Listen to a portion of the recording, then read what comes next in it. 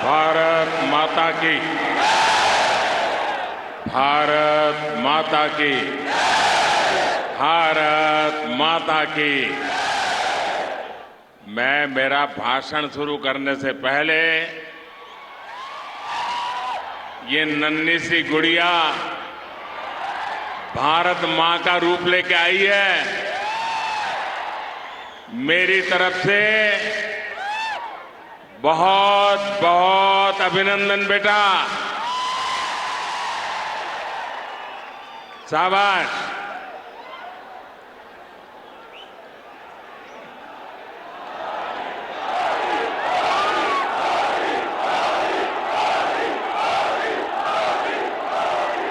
నా కుటుంబ సభ్యులారా,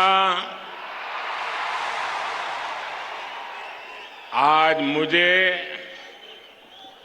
तेलंगाना के लोगों को 8,000 करोड़ रुपए से अधिक की परियोजनाओं का उपहार देने का सौभाग्य मिला है। पीसी के आधुनिक पावर प्लांट से तेलंगाना के औद्योगिक विकास को एक नई गति, तेज गति मिलने वाली है। और इस प्लांट में जो बिजली पैदा होगी उसका ज्यादा हिस्सा तेलंगाना को ही मिलेगा, आपको ही मिलेगा। और इससे आपकी ईज ऑफ लिविंग बढ़ेगी। भाइयों बहनों, आपको याद होगा इस प्रोजेक्ट का शिलान्यास करने का सौभाग्य मुझे मिला था। और ये मोदी की गारंटी की ताकत देखिए, आज मोदी ही आके उसका उद्घाटन कर रहा है। आज ही रेलवे और हेल्थ के भी कई प्रोजेक्ट्स तेलंगाना के मेरे भाइयों बहनों के चरणों में आज मुझे समर्पित करने का सौभाग्य मिला है। इनसे तेलंगाना के लोगों के क्रिटिकल केयर की सुविधा मिलेगी और कनेक्टिविटी भी बढ़ेगी। तेलंगाना और तेलंगाना के लोगों के कल्याण के प्रति भाजपा का, बीजेपी का संकल्प लगातार मजबूत हो रहा है। నా కుటుంబ సభ్యులారా, आज सबसे पहले मैं निजामाबाद की माताओं, बहनों, बेटियों को धन्यवाद देना चाहूंगा।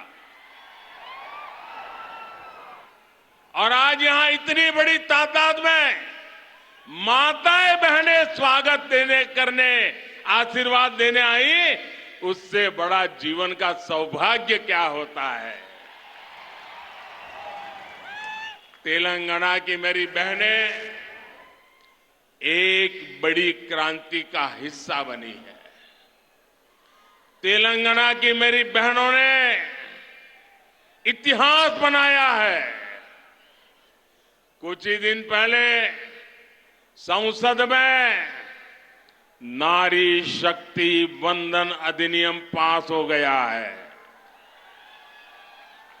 कांग्रेस और उसके इंडी अलायंस, एक गठबंधन गठबंधन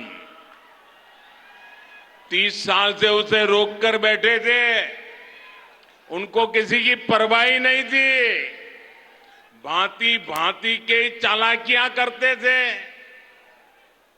दिखावा करते थे और खेल दूसरा खेलते थे।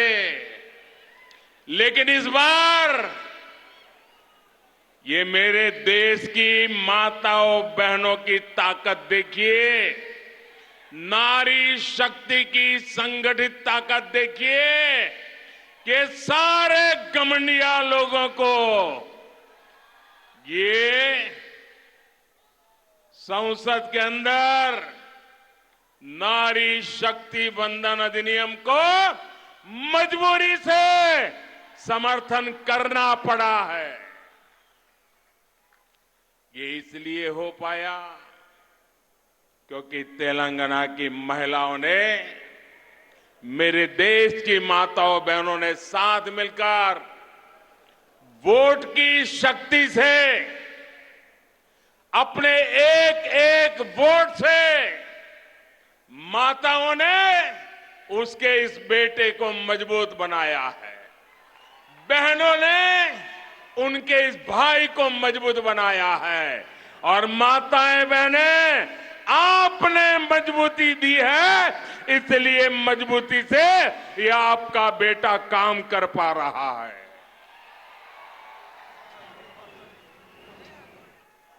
నా కుటుంబ సభ్యులారా,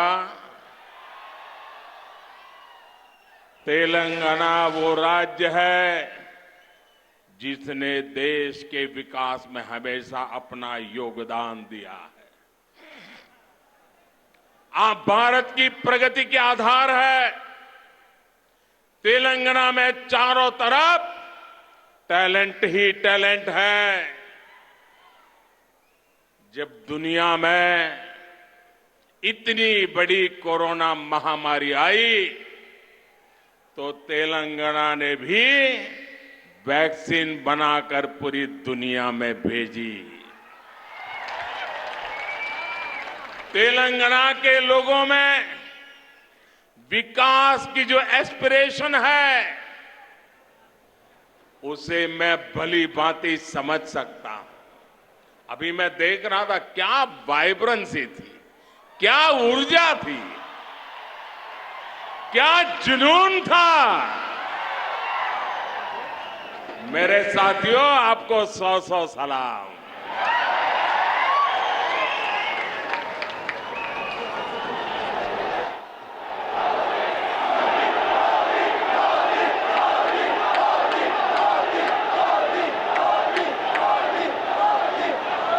केंद्र सरकार में रहते हुए हम तेलंगाना के लिए जितना कर सकते हैं वो हम लगातार कर रहे हैं। आपको याद होगा ना,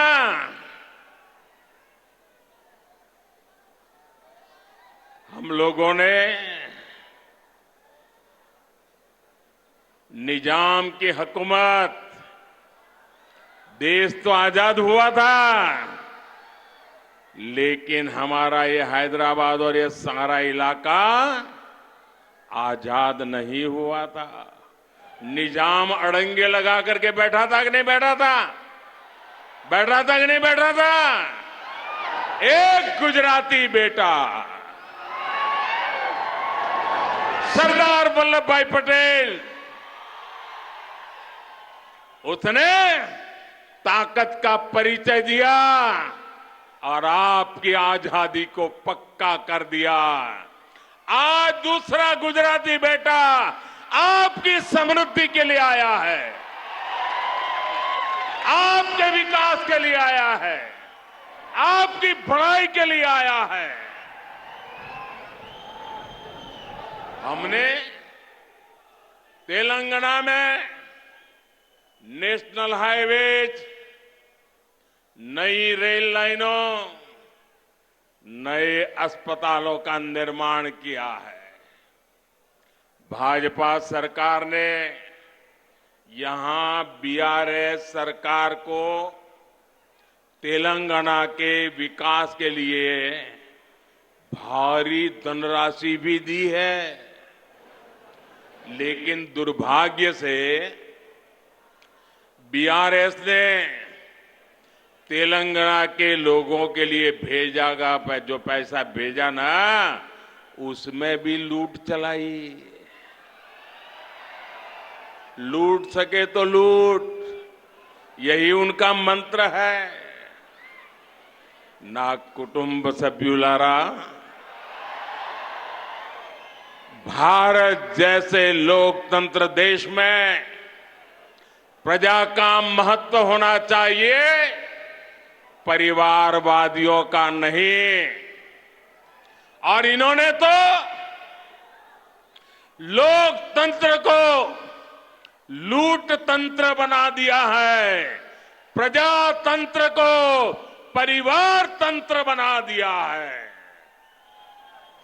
तेलंगाना के निर्माण के लिए हजारों परिवार संघर्ष करते करते तबाह हो गए।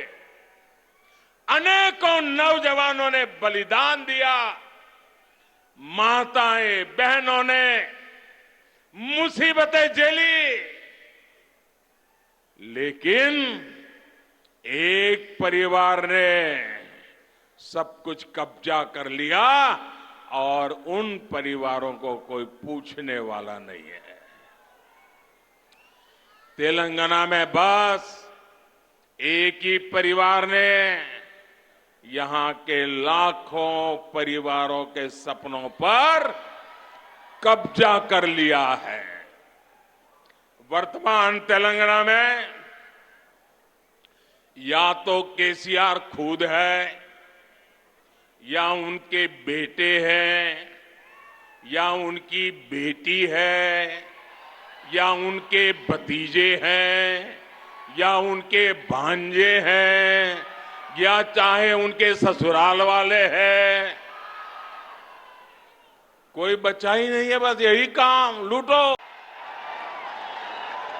क्या आपने कभी सोचा है कि वो कैसे आपके एक वोट का उपयोग केवल अपने परिवार को अमीर बनाने में कर रहे हैं?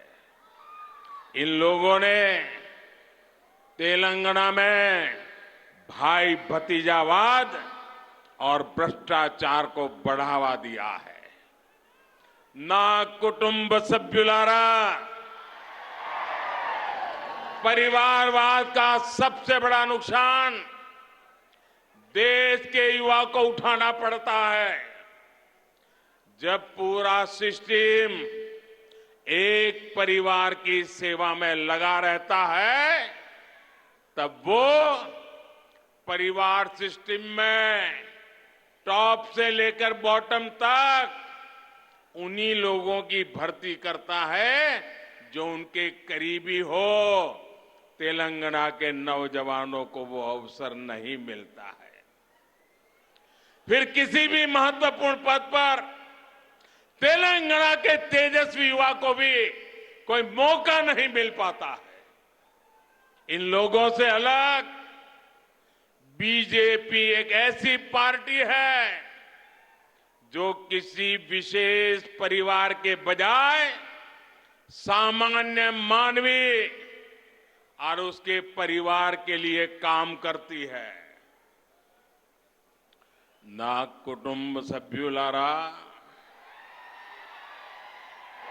तेलंगाना के लोगों को ये कांग्रेस से भी बहुत सावधान रहने की जरूरत है। ये तो बड़े खिलाड़ी हैं, इनको देश समाज कुछ लेना देना ही नहीं है। और पूरा हिंदुस्तान कांग्रेस को नकार चुका है, नकार चुका है। और आप तो जानते हैं, कांग्रेस जिस राज्य में से एक बार जाती है, फिर उसका सरकार में वापस आना बहुत मुश्किल हो जाता है। और इसलिए कांग्रेस की कोशिश किसी भी तरह वोटों का बंटवारा करने का कॉन्ट्रैक्ट लिया है, और बीआरएस कांग्रेस को वोटों का बंटवारा कराने के लिए तिजोरी खुली करके बैठ गई है। पर्दे के पीछे खेल चल रहा है, बैकडोर एंट्री। ये बीआरएस और कांग्रेस की भरपूर चल रही है। इसके लिए वो राज्य की अन्य कमजोर पार्टियों को अपना सहारा बना रहे हैं। आज जब तेलंगाना में बीआरएस की हार तय है, बीआरएस का पराजय तय है, बीआरएस का जाना तय है, तो कांग्रेस ने पर्दे के पीछे बीआरएस से गठबंधन कर लिया है। कर्नाटका चुनाव में बीआरएस ने कांग्रेस की जमकर मदद की थी और अब इस चुनाव में कांग्रेस अपना कर्ज उतार रही है, क्योंकि कर्नाटक में भरपूर खजाना, ये तेलंगाना की जनता से लूटा हुआ माल कर्नाटका में कांग्रेस को दे दिया गया ताकि वहां कांग्रेस जीत जाए, फिर उसको मिलकर के तेलंगाना में जिल जाए। ये बीआरएस खेल करती है भाइयों। मैं आज पहली बार एक रहस्य खोलने जा रहा हूं। खोल दूं? सच बता दूं? बता दूं? बता दूं भाइयों? पहले कभी नहीं बताया, आज बता देता हूं। और मेरे पत्रकार मित्रों से भी कहता हूं, जांच करवा लेना। 100% सच्चाई बताने आया हूं मैं आज। जब हैदराबाद म्युनिसिपल कॉरपोरेशन का इलेक्शन हुआ, भारतीय जनता पार्टी 40-45 सीटें जीत करके आ गई। 48 किसी को बहुमत नहीं मिला। केसीआर को सपोर्ट की जरूरत थी और आपने देखा होगा हैदराबाद कॉरपोरेशन के चुनाव के पहले वो एयरपोर्ट में पूरी फौज लेकर के मेरा स्वागत करने के लिए आते थे, बढ़िया बढ़िया माला पहनाते थे, बहुत सम्मान करते थे। याद है ना? फिर क्या हुआ भाई? अचानक बंद हो गए। अचानक इतना गुस्सा क्यों निकल रहा है? इसका कारण यह है कि हैदराबाद के चुनाव के बाद, ये भी तारीख चेक कर ले मीडिया वाले, वो दिल्ली मुझे मिलने आए, बहुत बढ़िया मुझे शाल उड़ाई, बहुत मुझे आदर किया और इतना प्यार दिखाया, इतना प्यार दिखाया, ये केसीआर के कैरेक्टर में ही नहीं है। और फिर मुझे कहने लगे कि आपके नेतृत्व में देश प्रगति कर रहा है, हम भी एनडीए का हिस्सा बनना चाहते हैं, आप हमें एनडीए में शामिल कर दीजिए। मैंने कहा आगे क्या? बोले हैदराबाद में म्युनिसिपल कॉरपोरेशन में हमारी मदद कर दीजिए। मैंने केसीआर को कहा, आपके कारनामे ऐसे हैं, मोदी आपके साथ जुड़ नहीं सकता है। हैदराबाद में हमें विपक्ष में बैठना पड़ेगा तो बैठेंगे। केसीआर की सरकार हमारे कार्यकर्ताओं पर जुल्म करेगी तो जुल्म सहेंगे, लेकिन हम तेलंगाना की जनता से दगा नहीं कर सकते हैं। भले तेलंगाना की जनता ने हैदराबाद में हमें पूर्ण बहुमत दे दिया, लेकिन 48 सीट भी तेलंगाना का भाग्य बदलने की शुरुआत है। और मैंने उनसे हर प्रकार से मदद करने का इनकार कर दिया। उनको एनडीए में एंट्री देने से इनकार कर दिया। उसके बाद उनका दिमाग फटका फिर तो वो भांति भांति से दूर भागने रहे। मैं भ्रष्टाचार के सवाल पूछने लगा, फिर एक बार दोबारा आए। वो मुझे कह रहे हैं कि मोदी जी मैंने बहुत काम कर लिया,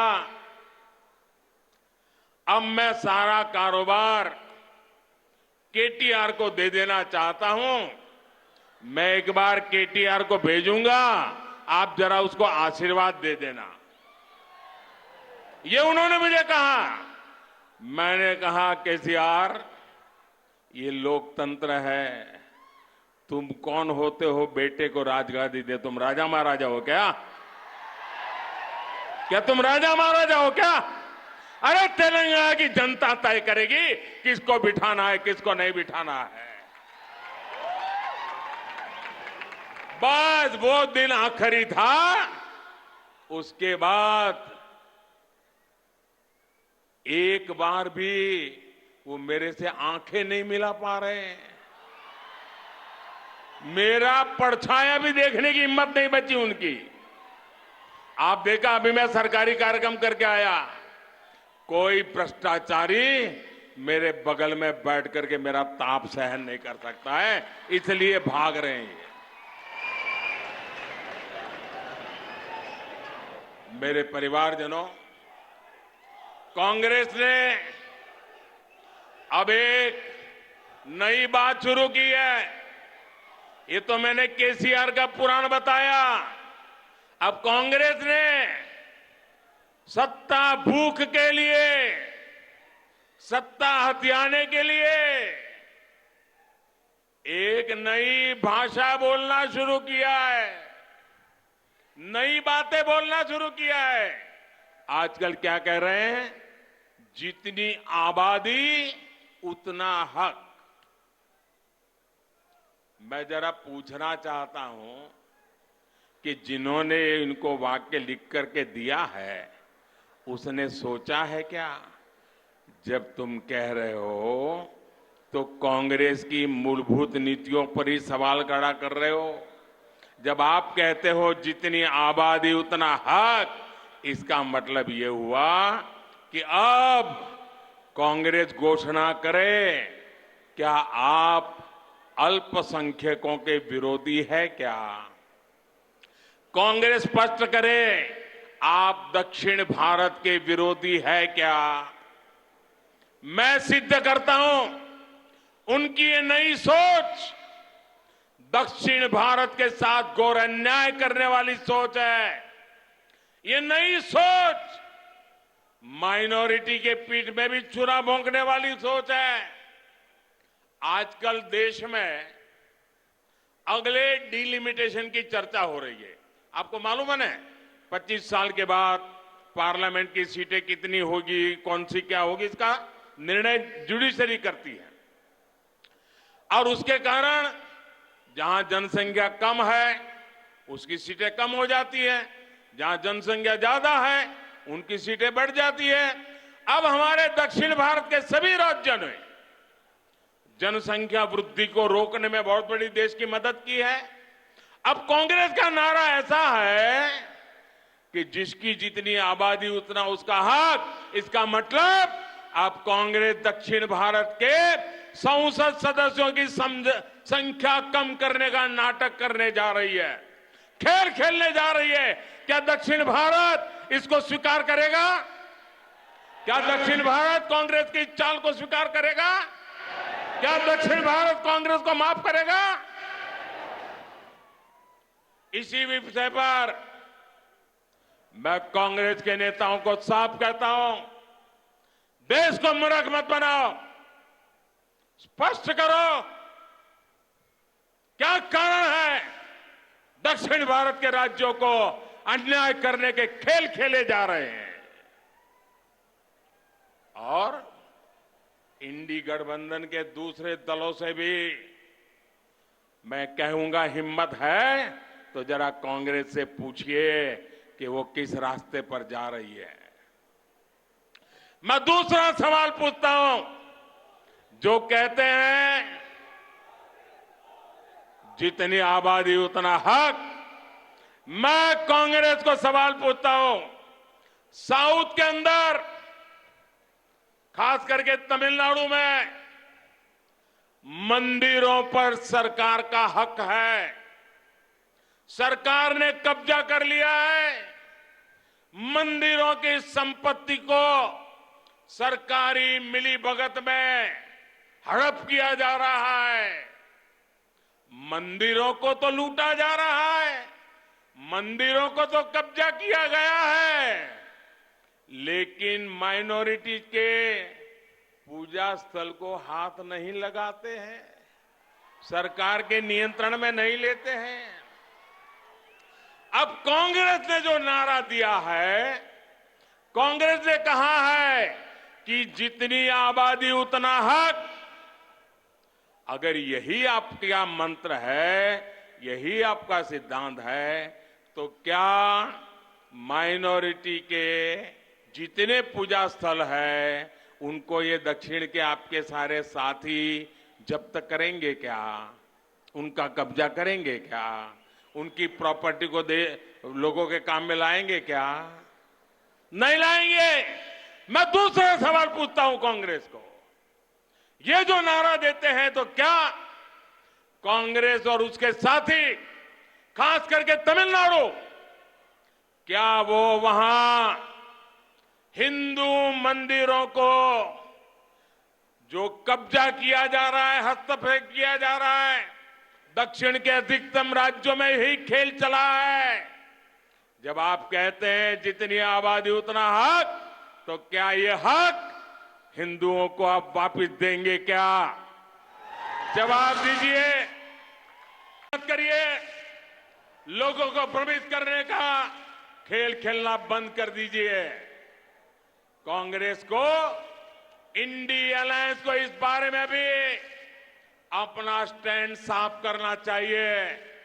कांग्रेस के साथी जो तमिलनाडु में राज करते हैं, जो केरल में राज करते हैं, जो तेलंगाना में राज करते हैं, जो कर्नाटका में राज करते हैं, ये सारे साथियों को कांग्रेस से बात जवाब देना पड़ेगा। साथियों, आज देश में सबसे बड़ी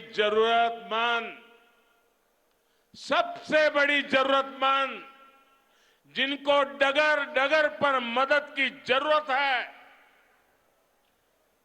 वो कौन है? हमारे देश के गरीब परिवार है। अगर आज इस देश की सबसे बड़ी कोई जाति है तो वो जाति गरीब है।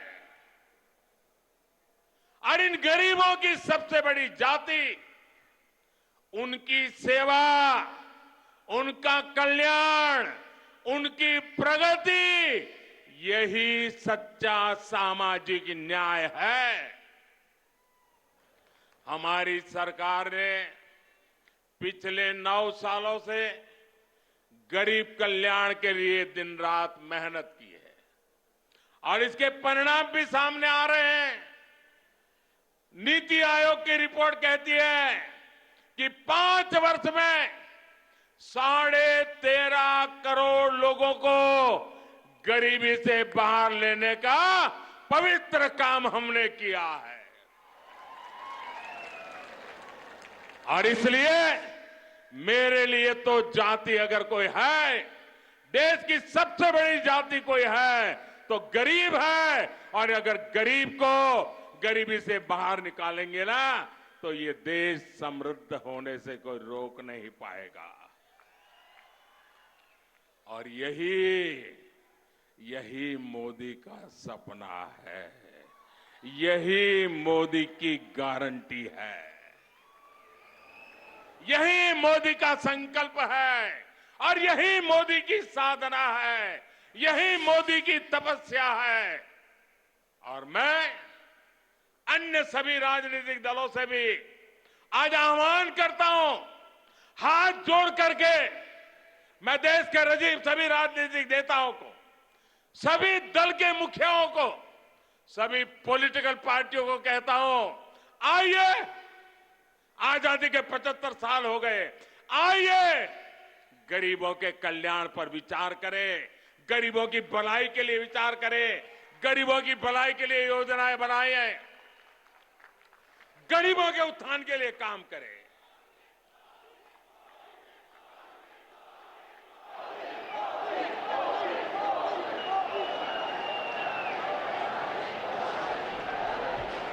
నా కుటుంబ సభ్యులారా,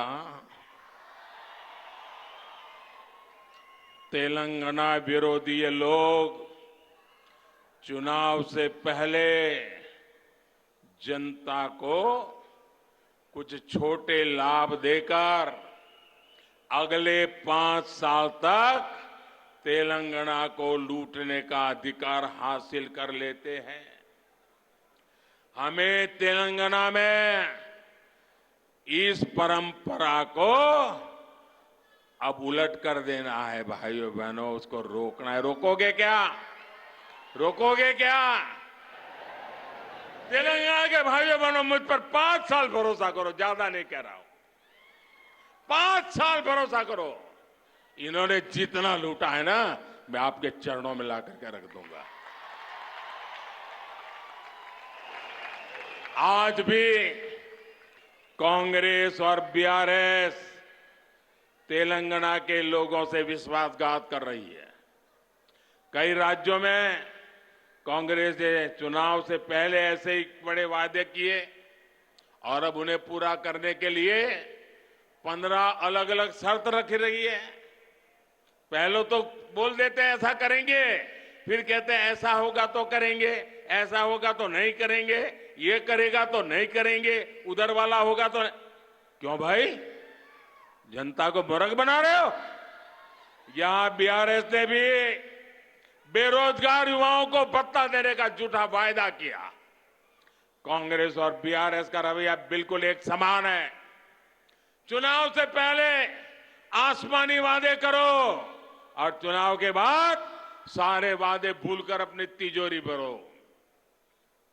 ना कुटुंब सभ्युलारा, बीजेपी का ट्रैक रिकॉर्ड अपने वायदे पूरे करने का है। पिछले कुछ महीनों से आप सब देख रहे हैं कि केंद्र सरकार लाखों युवाओं को नौकरी देने के लिए रोजगार मेले का आयोजन कर रही है। इसकी घोषणा पिछले साल हुई थी। इस मेले के जरिए देश के हर कोने में लाखों युवाओं को सरकारी नौकरी के नियुक्ति पत्र, पब्लिकली नियुक्ति पत्र देने का काम हमने किया है। तेलंगाना के युवाओं को भी इसके जरिए हजारों तेलंगाना के युवाओं को आज भारत सरकार है। यहां के युवा ये देख रहे हैं कि पूरी प्रक्रिया बिना रुकावट और पारदर्शी तरीके से हुई है। तेलंगाना में से एक भी शिकायत नहीं आई कि नौकरी मिली लेकिन किसी को मोदी को पैसा पहुंचाना पड़ा, ऐसी एक घटना नहीं आई है भाइयों। इसलिए बीआरएस के युवा विरोधी रवैये और इसकी सरकार को यहां के युवा करारा जवाब देने का मन बना चुके। मेरी बात सही है ना? मेरी बात सही है ना? युवाओं ने तय कर लिया है ना, ये जाएगा ना, बीआरएस जाएगी ना, पक्का जाएगी ना। मैं तेलंगाना के युवाओं से भी कहूंगा, हमारे युवाओं को निराश होने की जरूरत नहीं है। मेरे नौजवान साथियों, ये मोदी की गारंटी है, आपको निराश होने की जरूरत नहीं है। भाजपा सरकार आते ही बीआरएस के पापों को मैं एक एक खोल करके रख दूंगा। उनकी सारी बुराइयों को निकाल करके रहूंगा और अभियान के तौर पर करके रहूंगा, क्योंकि मैंने अपनी आंखों से देख रहा हूं कैसे लूट रहे हैं। यहां के युवाओं के लिए केंद्र सरकार ने 2 दिन पहले ही एक सेंट्रल ट्राइबल यूनिवर्सिटी की स्थापना की, ऐलान किया। इस विश्वविद्यालय का नाम आदिवासी देवियां समक्का सारक्का के नाम पर रखा जाएगा। इस पर करीब 900 करोड़ रुपए खर्च होंगे। ना कुटुंब सभ्युलारा, तेलंगाना के किसान आज उपेक्षित महसूस कर रहे हैं। बीआरएस गवर्नमेंट ने उनके साथ फिर हर वादे को तोड़ा है। बीआरएस सरकार ने किसानों से कर्ज माफी का वादा किया, पर कोई भी ठोस कदम नहीं उठाया। यहां सिंचाई परियोजनाओं को लेकर बड़ी घोषणाएं की गई, लेकिन या तो उन्हें पूरा नहीं किया गया या फिर बिना तैयार किए उनका उद्घाटन करके फोटो खिंचवाते रहे। दूसरी तरफ पिछले कुछ वर्षों में भाजपा ने न सिर्फ किसानों की मदद का वादा किया, बल्कि 40 लाख किसानों के खातों में करीब 10,000 करोड़ रुपए ट्रांसफर किए। कोई कटकी नहीं, कोई कमीशन नहीं, कोई चोरी नहीं। हमने एमएसपी बढ़ाने का वादा किया, उसे भी पूरा किया। ये मोदी की गारंटी है, पूरी करके रहता है। ना कुटुंब सभ्युलारा हर जिले के किसी एक उत्पाद को बढ़ावा देने के लिए, उसका उत्पादन और एक्सपोर्ट बनाने के लिए केंद्र सरकार वन डिस्ट्रिक्ट वन प्रोडक्ट योजना चला रही है। इस योजना के तहत निजामाबाद के हल्दी को प्रमोट किया जा रहा है और हल्दी की जब बात आती है ना, मैं खास करके मेरी तेलंगाना की बहनों को आज शत-शत नमन करना चाहता हूं। मैं तेलंगाना की किसान माताओं के चरण मेरे माथे पर लेता हूं। उस चरण रज से मैं अपने आप को एक पवित्र प्रसाद के रूप में ले रहा हूं। क्यों? क्योंकि सिर्फ तेलंगाना की माताएं बहनें हल्दी की खेती में दिवस रात मेहनत करती, इतना ही नहीं, वो खेती की पैदावार करती, ऐसा नहीं, लेकिन कोविड के समय हल्दी ने दुनिया के बहुत लोगों को राहत दी है। पूरी दुनिया में हल्दी पहुंची है। दुनिया को बीमारी से मुक्त रखने का काम ये मेरी तेलंगाना की और मेरी देश की हल्दी पैदा करने वाली माताओं बहनों ने की है, और इसलिए मैं उसे नमन करता हूं। और इसलिए महबूबनगर में ही मैंने इससे जुड़ी एक बड़ी घोषणा की है। हमने किसानों से किया एक और वादा पूरा कर दिया। हल्दी उगाने वाले किसान भाइयों के लिए, उनके विकास के लिए अब देश में नेशनल टर्मरिक बोर्ड, उसका गठन किया जाएगा। ये बोर्ड हल्दी की उपज को देश और दुनिया के अलग अलग हिस्सों में विस्तार देने में मदद करेगा। इस निर्णय का बड़ा लाभ तेलंगाना के किसानों को भी होगा। मैं एक बार फिर तेलंगाना के किसानों को, निजामाबाद के किसानों को और खास करके हल्दी के खेत में काम करने वाली मेरी लाखों माताओं बहनों को आज टर्मरिक बोर्ड के लिए बहुत बहुत बधाई देता हूं। ना कुटुंब सभ्युलारा, आप बीजेपी को एक मौका दीजिए। मुझे आपकी सेवा करने का मौका चाहिए।